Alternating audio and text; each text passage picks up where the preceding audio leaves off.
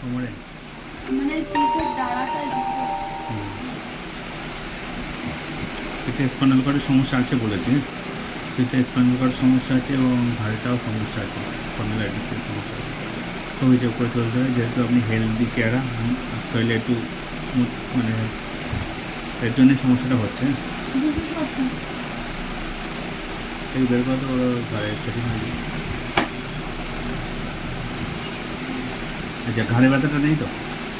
বলছি না এগুলো বলে ব্যথা কিন্তু এরকম এরকম ছিল। আচ্ছা, আগে কি এরকম এরকম করলে ব্যথা ছিল? মানে এই দিকে ঘোরালে ব্যথাটা ছিল, সেটা নেই তো? আচ্ছা, এখন ডাউন করলে ব্যথা করছে না? আচ্ছা, এটা গলায় ইয়ে করবো, অন্য খুলে দেবো, অন্য খুলে দেবো।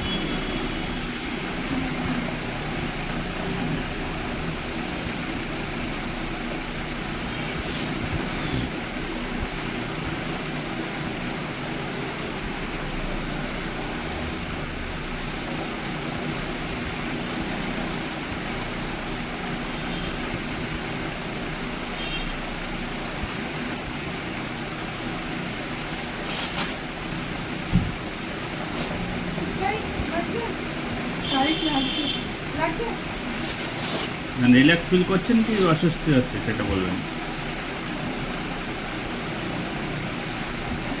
ঠিক আছে?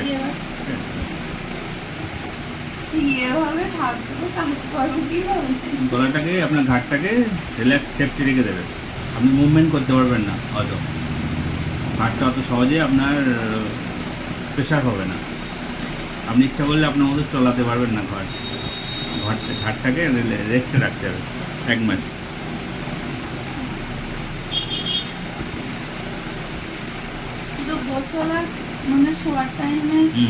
গোসলের টাইমে শর্ট টাইম খুলে রাখবেন।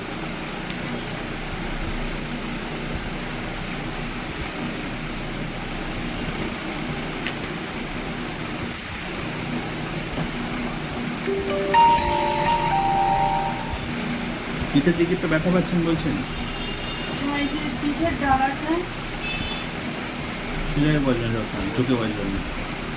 এরকম ভাবে বসলে ব্যথা হচ্ছে। হয়তো ঝুঁকছেন বলে তো ব্যথা হচ্ছে। এই যে স্পাইনাল কর্ডে তো সমস্যা হচ্ছে, ক্যালসিয়ামের খুব ঘাটতি আপনার।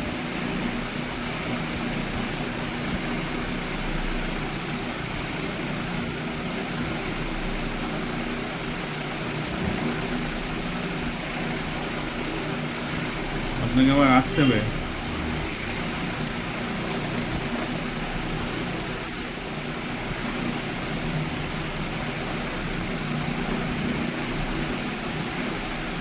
কবে আসতে পারবেন? এখানে মাথায় কাপড় দরকার নেই, এখানে ডাক্তারের এখানে তো মাথায় কাপড় দরকার নেই। এখানে যত সময় আছেন থাকুন, আমি চেক করবো, তাই দিয়েছি। সব জায়গায় মাথা কাপড় দিতে হয়? চুল দেখালেই গোনা। তাই?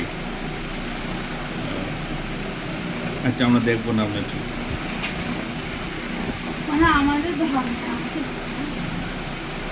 ওই জন্য মাথায় অনেকে পড়ে, এটা কি এটা পরে আসে চুলের উপরে, কি আর টুপি বলে। ও